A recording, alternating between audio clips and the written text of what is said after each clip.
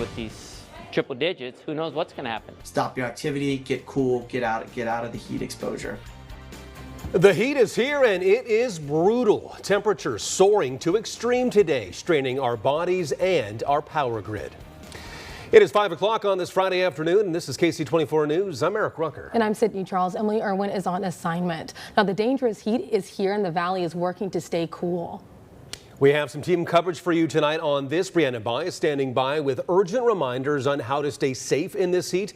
And Ben Morris is tracking the impact the weather is having on our power grid. But first, our chief meteorologist, AJ Fox, has the latest numbers tonight. And AJ, how hot did we get today and how long are these conditions expected to last? It got plenty hot. And actually, the truth of the matter is that we're not yet able to tell what the high temperature was. It might yet still be ahead of us. Take a quick look at all the Valley Cam locations across the valley. I got one at our studios, one over at Eagle Mountain Casino, one in Bass Lake, and also up in Yosemite National Park, taking a look at a whole bunch of different places. And sometimes you see clear skies and sometimes you see some clouds. Our high temperatures today so far: 105, that's what I would call extreme for Fresno. 106 in Lemoore, 105 in Madera. Same for Visalia, 106 in Porterville, 103 in Merced. So definitely plenty of heat out there. Now here's the change. The National Weather Service has extended the extreme heat warning for portions of the Central Valley. It started to surround the valley, and the heat advisory in especially the South Valley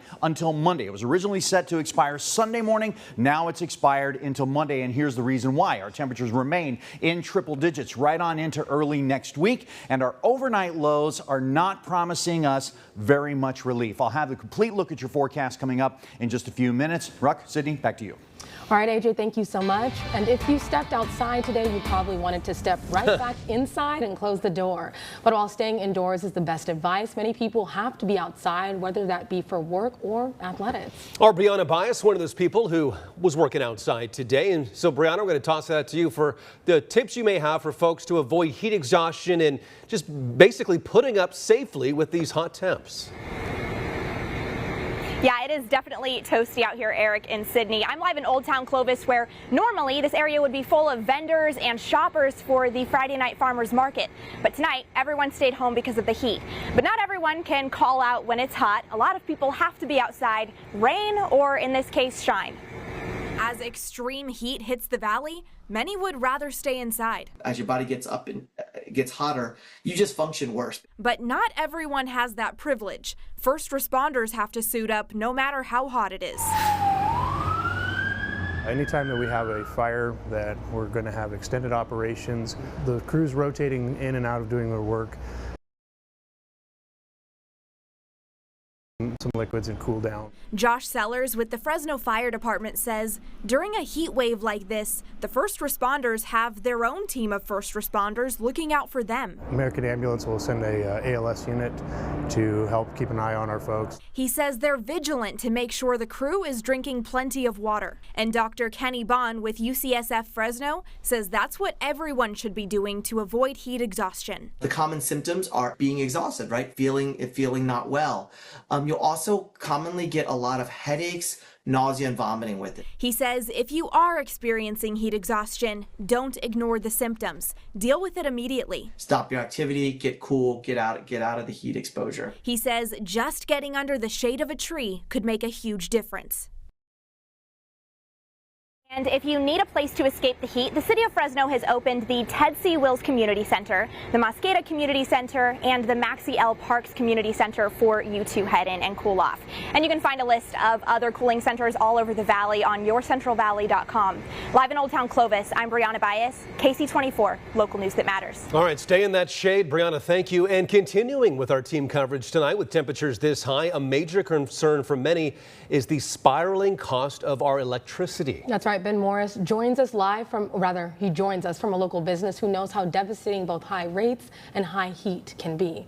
Last July, Yosemite Falls Cafe owner Manny Perales was hit with a $21,000 PG&E bill. And even with a mild July this year, his bill was still over $18,000. And with this heat wave, he's worried for what's to come.